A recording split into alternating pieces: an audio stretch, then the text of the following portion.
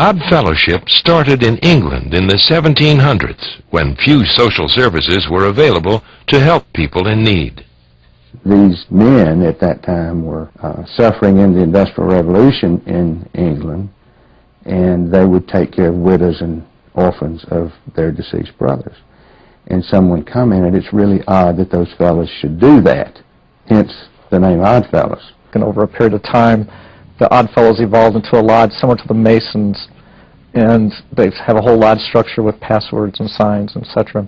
So from the time of just this early beginning, then you go from town to town. If you were an Odd Fellow, you had a password and a sign. You could go and you get a little help, either a job or another basket of food to get you by for another week or so. The Independent Order of Odd Fellows is also known as the Three-Link Fraternity.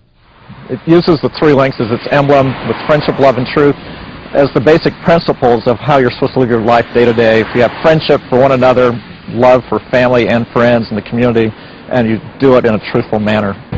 In 1819, Thomas Wilde, a spring maker and Odd Fellow who had emigrated from England, organized an Odd Fellowship Lodge at the Seven Stars Tavern in Baltimore. Later, he recruited various lodges around the country to form a national association. In 1842, Wilde's group in the States broke off from the homeland, adopting a distinctly American ceremony based upon the Bible. The Independent Order of Odd Fellows started with 4 objectives: care for the sick, relieve the distressed, bury the dead, and educate the orphan. These 4 goals continue to be the Odd Fellows' mission to this day.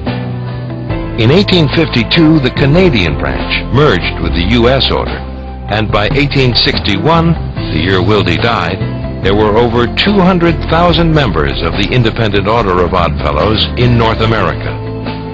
As the order grew, members' wives and daughters played a more active role in carrying out the principles of Odd Fellowship.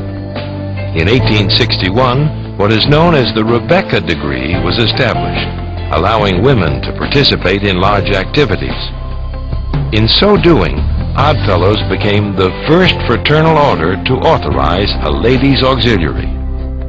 Later, Rebecca's became an independent organization within the Odd Fellow structure. By 1929, there were over 1.7 million Odd Fellows and Rebeccas spanning a wide range of social levels. Franklin Delano Roosevelt was an Odd Fellow.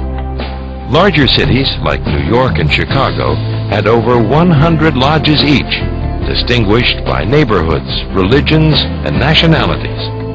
Almost every town had an Odd Fellow lodge, and in many places, the lodge was the town's grandest building. Odd Fellows were one of the first groups coming into the old towns, and in the process of building their lodge halls, it was probably one of the larger buildings in the community, so therefore it became the school, the church, the community center. For fraternal organizations, the lodge is the heart and center. It is where business is conducted. New members are inducted, where the bonds of brotherhood and sisterhood are strengthened. Odd Fellowship recognizes mankind as a part of one universal brotherhood and teaches you to cherish and protect your fellow man. It presents a broad platform upon which mankind may unite in human benefits. To this day, Odd Fellows and Rebeccas continue with the tradition of costumes, symbols, and degrees. In the Odd Fellow Lodge, we currently have 4 degrees. An initiatory degree, which is an introduction, which reminds you of how you're supposed to live life. Then you progress into the 1st, 2nd, 3rd degrees. The 1st degree being the degree of friendship, and that's based on the story between Jonathan and David. The 2nd degree is the degree of love, and that's the story of the Good Samaritan. And 3rd degree is the degree of truth, and that deals with just being truthful with yourself and with your fellow man. Even though Odd Fellows ceremonies are derived from biblical stories, the order has no religious affiliation. The only prerequisite that we have is that they believe in a supreme being, that they believe in their supreme being. Doesn't necessarily have to be my supreme being.